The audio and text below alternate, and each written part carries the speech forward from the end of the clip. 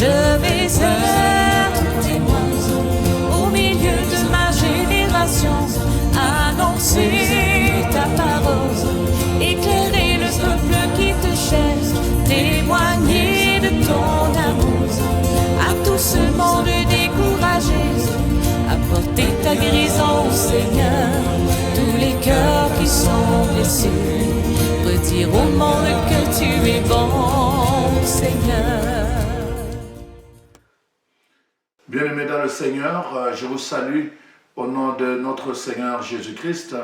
C'est toujours un plaisir pour moi de vous retrouver dans le programme de notre évangélisation sur Capsule 30, la parole. Je prie le Seigneur vraiment que vous soyez bénis en ce temps-ci et que la grâce de Dieu, la grâce de Jésus-Christ, l'amour de Dieu le Père et la communion du Saint-Esprit soit votre lot au quotidien. Et comme je le dis tous les jours, nous en avons surtout besoin en ce temps difficile. Aujourd'hui, je voulais vous parler d'un sujet, je pense juste la réflexion. J'ai beaucoup prié et je prie encore pour nous, chrétiens. Je voulais vous parler d'un sujet qui, bien sûr, va vous questionner et qui m'a questionné en premier. C'est le vaccin de la division et la révélation de faux frères. Le vaccin de la division et la révélation de faux frères. Je voudrais réfléchir avec vous sur cela aujourd'hui. Avant cela, je voulais d'abord vraiment parler avec vous je parle de faux frères, donc nous parlons de chrétiens. Quand on parle de la vie chrétienne, chers amis, on parle de la vie avec le Christ. C'est-à-dire quand le Christ habite en moi, la parole de Dieu dit, autrefois vous étiez comme ceci. Vous étiez habité par la haine, la distorsion, la division, l'esprit de division. Vous étiez habité par l'esprit de contradiction, de rébellion. Mais maintenant, avec le Christ, vous êtes devenus fils de Dieu. Autrefois, quand nous parlons de la vie chrétienne, nous parlons de la vie avec le Christ. Et quand nous parlons de la vie avec le Christ, nous parlons des attitudes, nous parlons de comportement, nous parlons de caractère. Nous devons en parler. Voyez-vous, je ne parle pas d'aller à l'église. Je parle de comportement. Montre-moi ton comportement que tu es chrétien, tu es habité par le Christ. Montre-moi dans tes attitudes que tu es habité par la présence du Christ en toi. Montre-moi par ton caractère que quelque chose a changé depuis que tu as reçu Jésus dans ta vie. C'est en fait de cela dont il est question quand nous parlons de la vie chrétienne. Ce n'est pas une affaire d'aller à l'église, ce n'est pas une affaire d'être simplement baptisé, mais c'est une affaire au quotidien, dans le vécu, comment je réagis, dans mon caractère, comment je parle, comment je regarde les autres. C'est tout cela, dans cela, on va nous regarder aussi. Donc, c'est très important. La parole de Dieu nous montre un peu que dans les Actes des Apôtres, qui est en fait la référence pour tout enfant de Dieu, les Actes des Apôtres, pour nous, nous disons, nous sommes une église apostolique, catholique et apostolique. Donc, en fait, parce que nous nous référons aux Actes des Apôtres, à l'église primitive des Actes des Apôtres. Les Actes des Apôtres nous montrent que ceux qui devenaient chrétiens, on voit tout de suite là, il y a quelque chose qui changeait. Ils étaient assidus à l'instruction des apôtres. Ils étaient assidus parce qu'ils devaient apprendre. Ils devaient apprendre comment se comporter de cette instruction-là. Ils devaient apprendre qu'est-ce qui était permis, qu'est-ce qui n'était pas permis. L'instruction leur permettait d'être équipés pour donner, n'est-ce pas, un bon comportement, pour adopter un bon caractère et pour, n'est-ce pas, développer de bonnes habitudes, de bonnes attitudes. Ils étaient assidus à l'instruction. Je ne sais pas quel est votre cas, à vous. Je ne sais pas si vraiment vous êtes assidus. Vous savez, on a eu beaucoup de gens qui nous suivaient et après, on a perdu tout le monde. Les gens ne sont pas assidus. à suivre la parole de Dieu, l'instruction qu'on donne dans la parole de Dieu. C'est pour cela que nous voyons cet avènement de faux frères, j'allais presque dire de fausses sœurs aussi. Mais j'utilise le mot frère de façon inclusive, donc ça va comporter un espace de frères et de sœurs en Christ. La parole de Dieu donc nous montre clairement que vraiment les premiers chrétiens étaient assidus à l'instruction des apôtres parce qu'ils devaient apprendre. Ils devaient apprendre. Et quand ils recevaient le Saint-Esprit, la première chose que le Saint-Esprit faisait, c'est d'affecter leur caractère. Alors on pouvait les distinguer. On pouvait les distinguer. D'ailleurs, on voit tout de suite là que dans leur façon de vivre, ils commençaient à mettre les choses en commun. Parce qu'ils devaient partager avec ceux qui n'en avaient pas. L'esprit égoïste a cédé à l'esprit altruiste. Voyez-vous, ils ont commencé à développer l'esprit de solidarité. Tout le monde. Voyez-vous, donc on voit déjà dans leur façon de vivre qu'il y a quelque chose qui change. Ils commencent à mettre, n'est-ce pas, des choses en commun. Et la société de l'époque va commencer à les reconnaître et à les distinguer.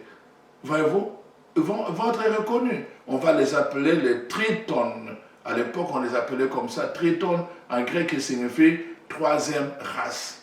Pourquoi? Parce qu'il y avait d'une part les Hébreux, et il y avait d'autre part les Grecs. Et alors donc, les chrétiens, c'était une troisième race. Ils ne se définissaient plus par leur appartenance à la race hébraïque ou à la race grecque. Ils se définissaient par rapport à leur appartenance à Jésus-Christ. C'est pour cela qu'on les appelait les tritones. Et alors, ils étaient ensemble, ils se tenaient ensemble dans des moments difficiles, particulièrement dans les moments de persécution. On nous montre, n'est-ce pas, des apôtres, les premières communautés chrétiennes qui sont là à se tenir ensemble. Ils se tenaient ensemble. Et ça, c'est la force qu'on peut dire, la force des premiers chrétiens. Ils étaient ensemble, dans des moments de joie comme dans des moments difficiles. Ils ne s'abandonnaient pas, ils étaient ensemble.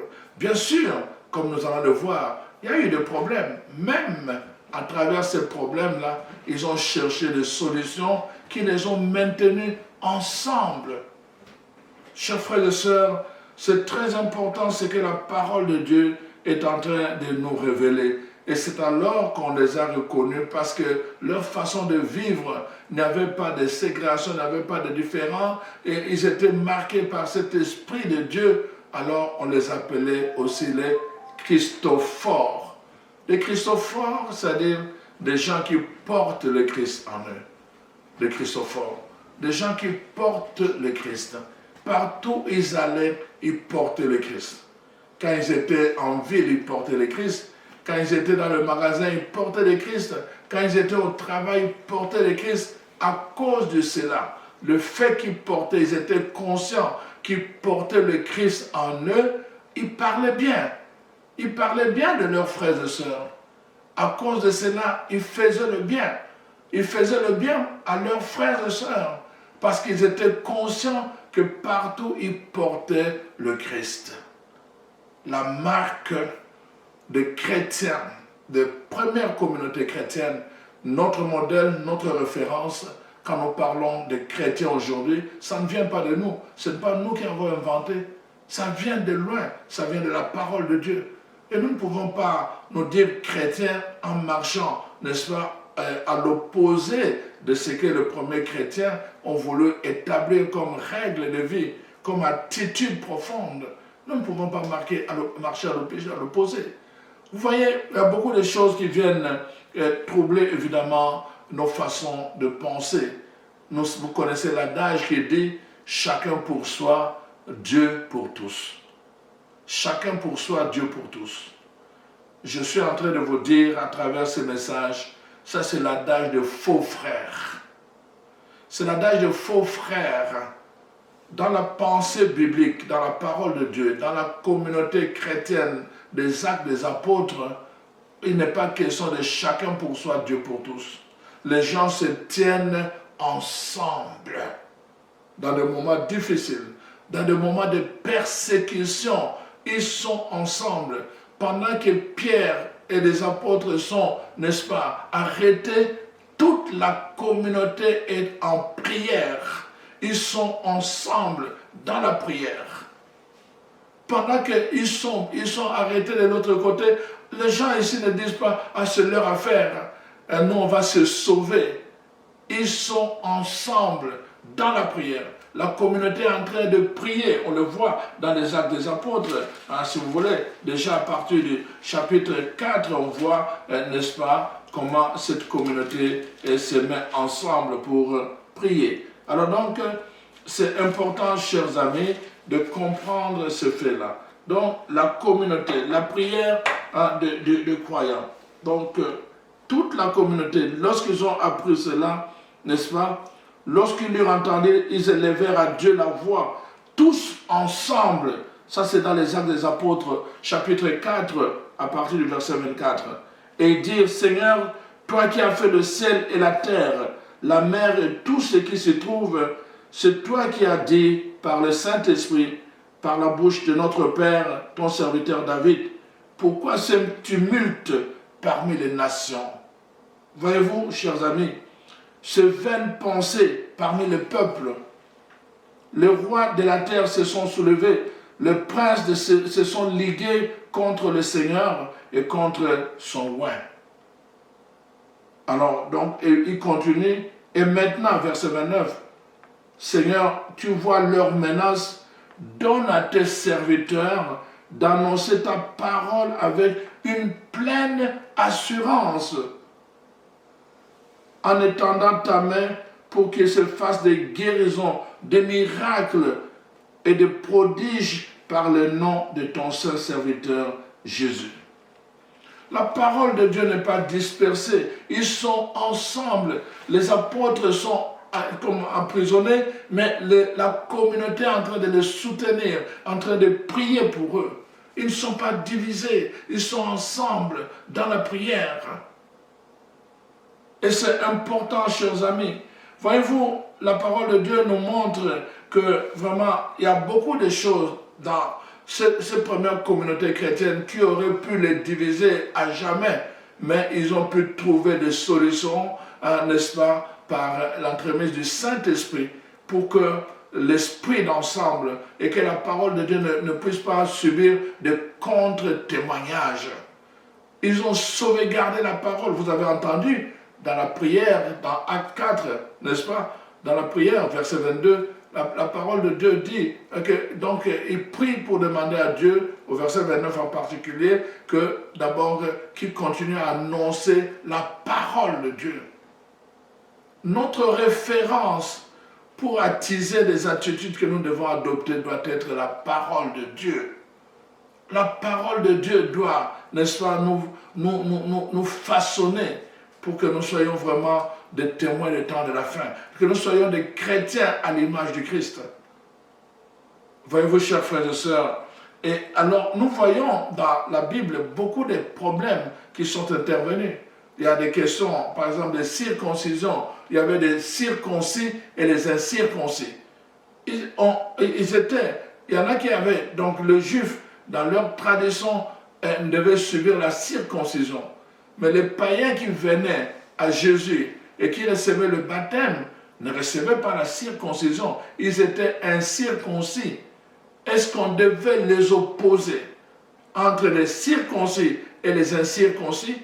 Dans la première communauté, le problème s'est posé. Le problème s'est posé. Nous voyons d'abord au chapitre 11 et nous le verrons encore au chapitre 15 des Actes des Apôtres. Je vous parle des Actes des Apôtres parce que c'est l'église primitive, c'est l'église qui est notre référence. La façon dont nous devons être chrétiens nous est donnée à travers le premier chrétien, qui sont les chrétiens des Actes des Apôtres, tel qu'il est décrit dans ce livre. Alors, voici ce qui est écrit au chapitre 11. Alors, les apôtres et les frères qui étaient dans la Judée apprirent que le païen avait aussi reçu la parole de Dieu. Et lorsque Pierre fut monté à Jérusalem, le fidèle circoncis lui adressèrent des reproches en disant, « Tu es entré chez les incirconcis et tu as mangé avec eux. » Voyez-vous, la division, l'esprit de division. Il y a toujours des gens comme ça. Pierre, c'est l'apôtre à qui Jésus a laissé le pouvoir. Il pose un geste et les autres frères sont mécontents. Et dit, voilà, tu es allé chez les incirconcis. Nous sommes circoncis. Toi, tu es allé chez ceux qui n'ont pas la circoncision. Et tu as mangé avec eux. La division, l'esprit de division, on le retrouve déjà dans la parole de Dieu. Et tu as mangé avec eux. Alors, voici, Pierre s'est mis à leur exposer d'une manière suivie ce qui s'était passé. Il dit, j'étais dans la ville de Joppé et pendant que je priais, je tombais en extase et j'ai eu une vision. Un objet semblable à une grande nappe attachée par les 4 coins descendait du ciel et vint jusqu'à moi. Le regard fixé sur cette nappe, j'examinai et je vis les quadrupèdes, des reptiles de la terre, les bêtes sauvages, les reptiles et les oiseaux du ciel. Et j'ai entendu une voix qui me disait, « Lève-toi, Pierre, tue et mange. » Mais j'ai dit, « Non, Seigneur, car jamais rien de souillé ni d'impur n'est entré dans ma bouche. » Et pour la seconde fois, la voix se fit entendre du ciel. Ce que Dieu a déclaré pur, ne le regarde pas comme souillé. Ce que Dieu a déclaré pur, ne le regarde pas comme souillé. Cela arriva jusqu'à 3 fois, puis tout fut retiré dans le ciel. Voyez-vous, on voit déjà le venin de la division à travers la question de la circoncision. Pierre va chez les païens qui ne sont pas circoncis, alors il reçoit une vision, Dieu lui-même lui fait voir dans la vision qu'il devait manger des choses que eux, les circoncis, considèrent comme impures. Et il a mangé, il a obéi à Dieu. Mais les frères ne sont pas d'accord, parce qu'il a obéi à la parole de Dieu. Ils ne sont pas d'accord, n'est-ce pas? Il les réprimande. Comment tu as pu aller chez les incirconcis et comment tu as pu manger avec eux? Chers frères et sœurs, voyez-vous, le problème, le venin de division ne vient pas d'aujourd'hui, ça ne date pas d'aujourd'hui. C'est quelque chose qui est présent. Mais la parole de Dieu nous est donnée pour nous instruire afin que nous puissions adopter la bonne attitude par rapport à tout venin de division. La division, ce n'est pas l'esprit de Dieu. Division, c'est l'esprit du diable. Le mot diable signifie diabolos, l'esprit qui divise. L'esprit de Dieu ne divise pas. L'esprit qui divise, c'est l'esprit du diable. Quand les gens commencent à diviser les circoncis et les incirconcis, ça c'est l'esprit du diable. Et Dieu a parlé. Personne ne peut déclarer souillé ce que Dieu a déclaré pur. C'est la réponse que Dieu leur donne. Voyez-vous, nous avons nos catégories basées sur la peur. Nous avons nos catégories basées sur le discours des humains. Nous avons nos catégories. Mais ici, Dieu parle. Et il donne la réponse qui va à l'encontre de ce que Pierre et sa culture, les Juifs, pensaient. Tout cela était impur, ils ne pouvaient pas y toucher. Chers amis, chers frères et sœurs, la parole de Dieu est en train de nous parler. On voit au chapitre 15, si on va au chapitre 15, nous voyons la même, n'est-ce pas, la même dynamique. Voici au chapitre 15 ce qui se passe. Donc nous voyons donc, le concile de Jérusalem. Qu'est-ce qui se passe au concile de Jérusalem? Donc voici, chapitre 15 des Actes des Apôtres. Quelques hommes venus de la Judée enseignaient le frère en disant, si vous n'êtes pas circoncis selon le rite de Moïse, vous ne pouvez être sauvés. Paul et Barnabas eurent avec eux un débat et une vive discussion. Et les frères décidèrent que Paul et Barnabas et quelques-uns de leurs montèrent à Jérusalem vers les apôtres et les anciens pour traiter de cette question. Après avoir été accompagnés par l'Église, ils poursuivirent leur route à travers la Phénicie, la Samarie et racontèrent la conversion des païens, n'est-ce pas? Et alors, la parole de Dieu dit, ils causèrent une grande joie à tous les frères. Arrivés à Jérusalem, ils furent reçus par l'Église, les apôtres et les anciens, et ils racontèrent tout ce que Dieu avait fait avec eux. Alors quelques-uns du parti des pharisiens qui avaient cru, se levèrent en disant qu'il fallait circoncire le païen et exiger l'observation de la loi de Moïse. Les apôtres et les anciens se réunirent pour examiner cette affaire.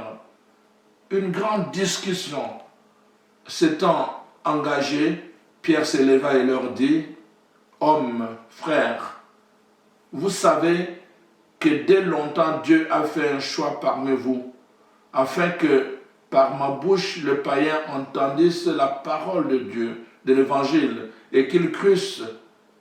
Et Dieu qui connaît le cœur leur a rendu témoignage en leur donnant le Saint-Esprit comme à nous. Il n'a fait aucune différence. Dieu n'a fait aucune différence entre nous et eux, ayant purifié leur cœur par la foi. Maintenant donc, pourquoi tentez-vous Dieu en mettant sur le cou des disciples un joug que ni nos pères ni nous n'avons pu porter? Mais c'est par la grâce du Seigneur Jésus que nous croyons être sauvés, de la même manière qu'eux. Par la grâce que nous croyons être sauvés, non pas par la circoncision. Donc on voit maintenant les apôtres, n'est-ce pas, toute l'assemblée garda silence et l'on écouta Barnabas et Paul qui racontèrent tous les miracles et les prodiges que Dieu a fait par eux au milieu des païens. Lorsqu'ils eurent cessé de parler, Jacques prit la parole et dit, « Hommes, frères, écoutez-moi. Simon a raconté comment Dieu a d'abord jeté les regards sur les nations pour choisir du milieu d'elles un peuple qui porta son nom. Et avec cela s'accordent les paroles de prophète selon qu'il est écrit, « Après cela je reviendrai et je relèverai de sa chute la tente de David. » C'est pourquoi je suis d'avis qu'on ne crée pas de difficultés à ceux des païens qui se convertissent à Dieu, mais qu'on leur écrive de s'abstenir de souillir des idoles, de l'impudicité, des animaux étouffés et du sang. Car depuis bien des générations, Moïse a dans chaque ville des gens qui les prêchent, puisqu'on les lit tous les jours de sabbat dans les synagogues. Voyez-vous, donc, finalement, les apôtres vont écrire une lettre à la communauté pour que Paul puisse retourner avec cette lettre-là. Voyez-vous, donc, quand l'esprit de division voulait envahir la communauté chrétienne des Actes des Apôtres, tout le temps, il recherchait par la prière et par la vérité de la parole de Dieu, n'est-ce pas, un recours, une solution qui puisse mettre tout le monde ensemble. Et les gens étaient ensemble. Aujourd'hui, chers frères et sœurs, je vous ai introduit dans cela. Je pense pour que nous puissions prendre conscience que même, par exemple, au chapitre 6, nous connaissons, n'est-ce pas, l'histoire de femmes, le veuve, n'est-ce pas, que le nombre de chrétiens commençait à grandir. Dans les Actes des Apôtres, toujours le chapitre 6, la parole de Dieu montre que le nombre commençait à grandir. Et il y a eu des disputes qui ont commencé à se faire entre les hellénistes, n'est-ce pas, et les Hébreux, autour du partage de la nourriture. Donc, on commençait à avoir des injustices, la discorde, la division. Donc, les Hébreux qui servaient, ils faisaient attention à ceux qui étaient Hébreux, les femmes, les veuves hébreux, mais ils n'accordaient pas la même attention aux femmes veuves qui étaient, n'est-ce pas, des hellénistes, c'est-à-dire des Grecs. Alors ça a créé une tension. Mais au bout du compte, les apôtres ont trouvé une solution pour que l'esprit de communauté et pas l'esprit de division, l'esprit du diable ne puisse régner. C'est comme ça qu'on a institué les 7 diacres. On a prié le Saint-Esprit.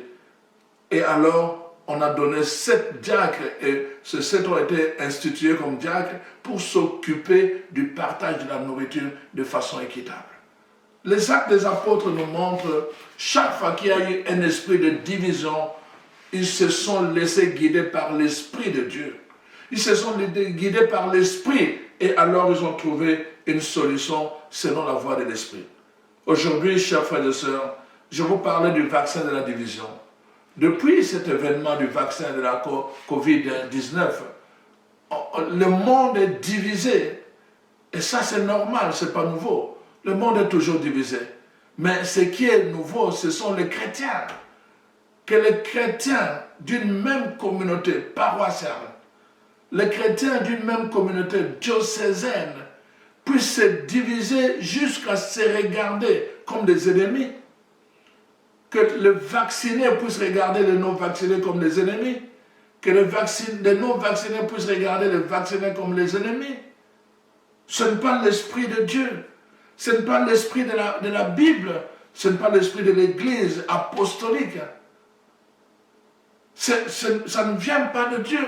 Écoutez, j'arrive quelque part et quelqu'un, un membre de la communauté qui prend la parole pour se plaindre contre les non-vaccinés, dit on doit les mettre d'un côté dans notre église quand ils viennent à l'église, qu'on les mette d'un coin comme ça, tout le monde va savoir que ils sont, voilà, ce monde-là sont les non-vaccinés. Dans un coin, dans une église où on prie Dieu, le Dieu de Jésus-Christ, on va faire la division, la discorde dans l'église. Ça, ce n'est pas l'esprit de Dieu, c'est l'esprit de rébellion, c'est l'esprit du diable. Un diabolos, l'esprit qui divise. Ce n'est pas l'esprit de Dieu. On ne peut pas accepter que le venin, n'est-ce pas, du vaccin, de la division, puisse entrer dans l'église de Dieu. Chers frères et sœurs, lèvons-nous. Faisons attention. Faisons attention. Nous ne pouvons pas prendre le comportement du monde et l'introduire dans l'église à cause du vaccin. À cause du vaccin. Qu'est-ce qui nous dirige en fait? C'est plus la peur que la foi. Nous avons vu dans la parole de Dieu, dans toutes les situations qu'ils ont vécues, ils ont d'abord recouru à la parole de Dieu et deuxièmement à la prière. Il y en a qui ont jeûné. Où sont ces prières parmi ces gens-là qui sont en train de s'entreaccuser les uns contre les autres? Où est ce lieu où se fait la prière dans les communautés paroissiales afin qu'on puisse être ensemble au nom de Jésus-Christ? C'est une honte. Pour moi, c'est une honte. Ce n'est pas l'esprit biblique. C'est une honte quand l'esprit de division entre, qu'on puisse séparer les gens. Écoutez, j'ai dit à ces messieurs-là qui disaient, oh mais voilà, ce monde-là, tout ce monde-là, on devait leur imposer le passeport vaccinal. Je ne suis pas, moi je ne viens pas faire la publicité du vaccin ou du non-vaccin, ce n'est pas mon problème. Moi je suis quelqu'un qui est un prédicateur de la parole de Dieu. Je vous dis l'esprit de la parole. Je dis à ce monsieur, ces gens-là que tu appelles tout ce monde-là, on doit les étiqueter et les mettre à part. Tout ce monde-là, mais ce sont vos frères et vos sœurs. Ces gens-là ont soutenu votre église. Ils étaient toujours là, ils ont donné leur argent, ils ont donné leur présence, ils ont donné leur contribution, ils ont soutenu par leur ministère, leur bénévolat. Aujourd'hui, tu les appelles ce monde. Ce sont des frères et des sœurs de la communauté. À cause du vaccin, parce que tu es vacciné et que l'autre est non vacciné, tu vas faire cela. À cause du vaccin. Que moi je sois vacciné, ça me donne le droit de regarder celui qui n'est pas vacciné comme un quelconque. Ça me donne le droit. Que j'ai le droit au niveau de la société, au niveau des magasins, au niveau des achats, au niveau des centres sportifs, qu'on me donne des privilèges. C'est normal, c'est le monde. Mais moi, je suis en train de parler de l'Église. Je parle de l'Église. Les gens du monde donnent des privilèges. Ceux qui sont vaccinés, nous avons tel privilège. Nous qui sommes vaccinés, nous avons tel privilège. Nous qui ne sommes pas vaccinés, nous n'avons pas tel privilège. On nous refuse tel privilège. Le monde, c'est comme ça. Mais dans l'église de Dieu. Mais comment après nous allons appeler ces gens-là, nos frères et sœurs? Et que si la pandémie venait à prendre fin, nous irons encore aller les évangéliser? Avec quel évangile? Avec quel évangile? De la division? Quel évangile? De la division? Non, soyons sérieux. Soyons sérieux, chers amis. Soyons sérieux, chers frères et sœurs. Dans l'église de Dieu, nous sommes dans l'église de Dieu. Qu'on prenne des mesures sécuritaires. Moi, en premier, j'encourage cela. Que ce soit pour les vaccinés ou les non-vaccinés, personne ne doit, n'est-ce pas, baisser la garde. Tout le monde, nous devons être vigilants pour le bien de chacun. Nous devons être vigilants. Nous devons prendre toutes les précautions. Nous devons nous protéger les autres. Mais dans l'église, nous ne pouvons pas aller jusqu'à diviser les gens, n'est-ce pas, sur base de quelque chose qui n'a rien à voir, ni avec la dimension chrétienne, ni avec la dimension spirituelle, ni avec la dimension biblique. Nous ne pouvons pas utiliser cet élément qui n'a rien à voir avec ça pour s'en servir dans l'église. Non, chers frères et sœurs, réveillons-nous. C'est grave le temps que nous sommes en train de vivre. Des choses du monde qui entrent dans l'église, c'est dangereux, chers frères et sœurs.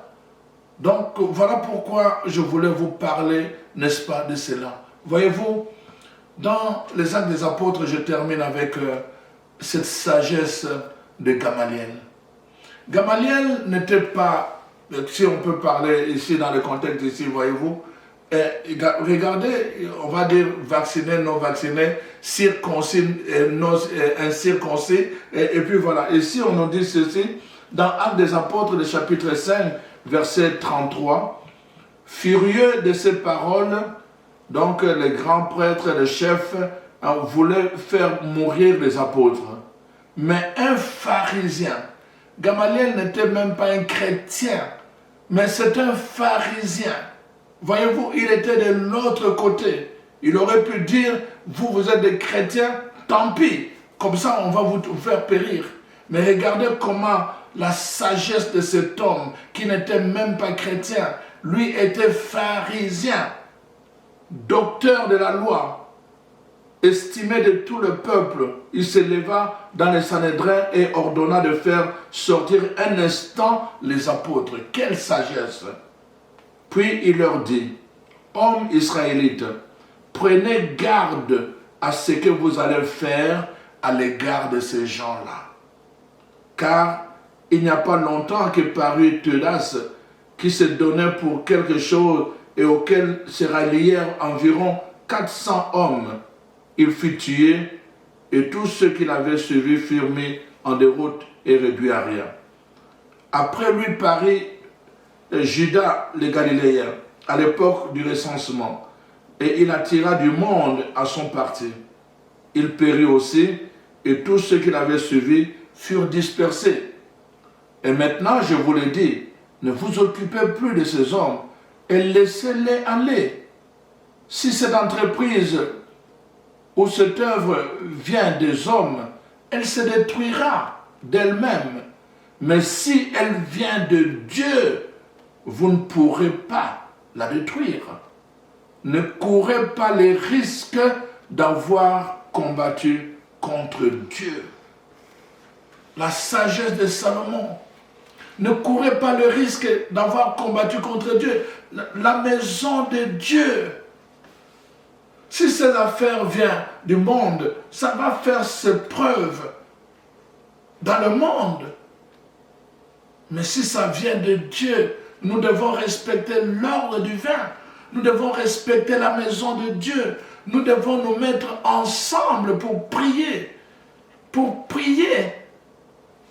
Afin que nous puissions marcher dans l'esprit de l'église primitive, l'église apostolique. Parce que nous venons de l'église apostolique. Voyez-vous, ce vaccin de la division a révélé de faux frères. De gens qu'on considérait qu'ils étaient les nôtres. Nous pensions que nous étions ensemble. Non vaccinés, nous non vaccinés. On pensait à l'époque, avant le vaccin, on pensait qu'on était ensemble. On s'appelait frères et sœurs. Et depuis le vaccin, on s'appelle maintenant vaccinés et non vaccinés. De faux frères. On s'appelle maintenant vaccinés et non vaccinés. Nos étiquettes sont devenues, nous sommes vaccinés, nous avons notre passe, double passe. Nous sommes non vaccinés, nous n'avons rien. Nos étiquettes dans la maison de Dieu. De faux frères. Alors nous devons faire attention aux faux frères. Nous devons faire attention.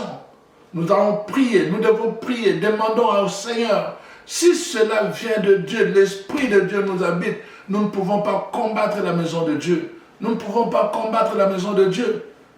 Nous ne pouvons pas. C'est la maison de Dieu. C'est la maison de Dieu. Les gens doivent venir trouver la guérison, la protection, le salut dans la maison de Dieu. Nous ne pouvons pas exclure les gens. Nous ne pouvons pas exclure les gens de la maison de Dieu. Les gens viennent rencontrer Dieu dans des moments difficiles comme ça, dans des moments où justement on n'a pas de solution même par rapport à ce virus. Nous avons besoin de Dieu. Et nous avons besoin d'aller nous recueillir dans la maison de Dieu. Nous ne pouvons pas exclure les gens de la maison de Dieu. Nous ne sommes pas des vaccinés et nous ne sommes pas des non-vaccinés. Nous sommes des frères et des sœurs, chers frères et sœurs. Alors vraiment, avec moi, là où vous êtes, prenez le temps de prier. Ne vous alourdissez pas dans des sujets de discussion qui ne font qu'alourdir notre cœur et notre esprit et parfois attiser la haine au-dedans de nous. Nous n'avons pas besoin de haine pour combattre ce combat. Nous avons besoin de l'amour. Nous avons besoin de l'amour pour combattre ce combat. Nous avons besoin de l'amour. Les gens qui aiment Dieu, les gens qui aiment l'Église, les gens qui aiment leurs frères et sœurs, nous avons besoin de cet amour-là. L'amour de Dieu, de l'Église et l'amour. Comme il est écrit dans 1 Corinthiens 13. Cet amour qui ne jalouse pas, l'amour qui n'exclut pas, l'amour qui tolère tout, l'amour qui ne se vante pas. Cet amour-là, l'amour-là qui ne passe jamais. Nous en avons besoin. Demandons au Seigneur de développer ces attitudes-là, ces caractères-là et cette mentalité. J'avais dit dès le commencement que la vie chrétienne, c'est une affaire d'attitude, une affaire de caractère, n'est-ce pas? Une affaire de comportement. Demandons cette grâce de développer des comportements qui nous identifient comme fils et filles de Dieu en toutes circonstances. Même particulièrement en ce moment-ci où ce vaccin de la division est en train justement de créer la pagaille dans la maison de Dieu. Demandons cette grâce-là, que l'amour puisse nous porter dans tout ce que nous faisons, que nous soyons mis par l'amour, que l'amour puisse nous porter à nous protéger et que l'amour puisse nous porter à protéger les autres, toujours par l'amour et non pas par la peur. Nous ne marchons pas par la peur. Nous ne marchons pas par la peur, nous sommes des enfants de Dieu. Nous marchons par l'amour. Quand nous prenons des précautions, ça doit être par amour. Par amour. Voilà mon message pour aujourd'hui, chers frères et sœurs. Que le Seigneur vous bénisse. Que le Seigneur vous soutienne, vous qui travaillez, pour que l'esprit d'unité puisse être maintenu dans votre communauté chrétienne. Vous qui continuez à adopter le langage de la paix, vous qui continuez à adopter les attitudes de l'amour, que Dieu vous bénisse. Que Dieu vous bénisse en ce temps-ci, nous en avons besoin. Je prie pour vous, vraiment que la grâce de Dieu puisse surabonder dans votre vie et dans votre cœur. Alors, soyez bénis dans le nom puissant de notre Seigneur Jésus-Christ. Amen.